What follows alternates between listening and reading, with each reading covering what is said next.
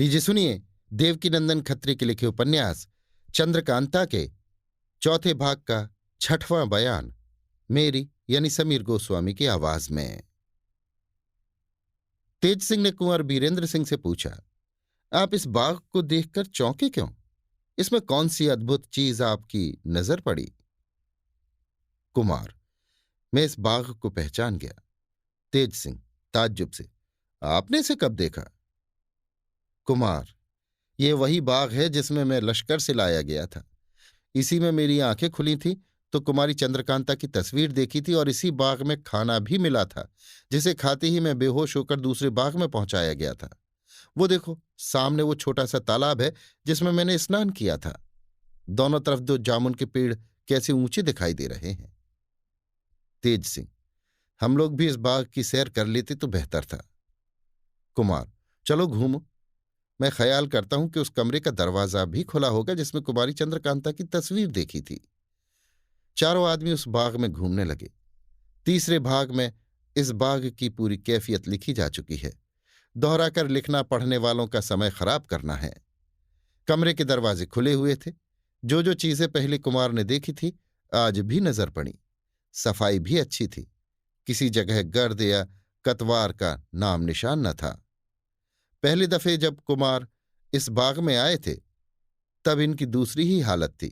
ताज्जुब में पड़े हुए थे, तबीयत घबरा रही थी, कई बातों का सोच घेरे हुए था, इसलिए इस बाग की सैर पूरी तरह से नहीं कर सके थे।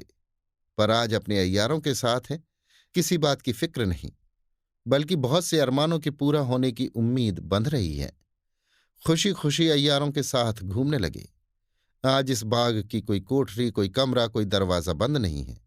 सब जगहों को देखते, अपने अय्यारों को दिखाते और मौके मौके पर ये भी कहते जाते हैं, इस जगह हम बैठे थे, इस जगह भोजन किया था, इस जगह सो गए थे कि दूसरे बाग में पहुंचे। तेज सिंह ने कहा, दोपहर का भोजन करके सो रहने के बाद आप जिस कमरे में पहुंचे थे जरूर उस बाग का रास्ता भी कहीं इस बाग में से ही होगा।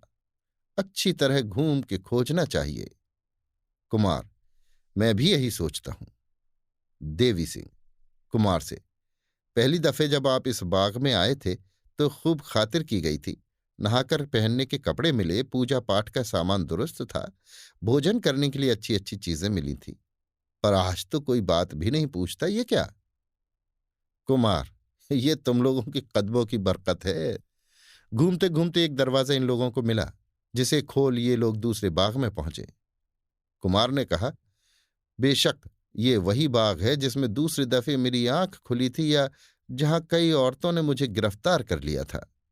लेकिन ताज्जुब है कि आज किसी की भी सूरत दिखाई नहीं देती।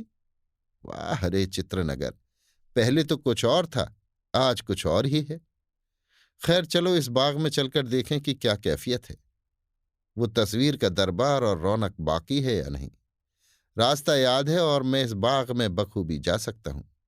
इतना कह कुमार आगे हुए और उनके पीछे पीछे चारों अय्यार भी तीसरे बाग की तरफ बढ़े। अभी आप सुन रहे थे देवकीनंदन खत्री के लिखे उपन्यास चंद्रकांता के चौथे भाग का 6वां बयान मेरी यानी समीर गोस्वामी की आवाज में।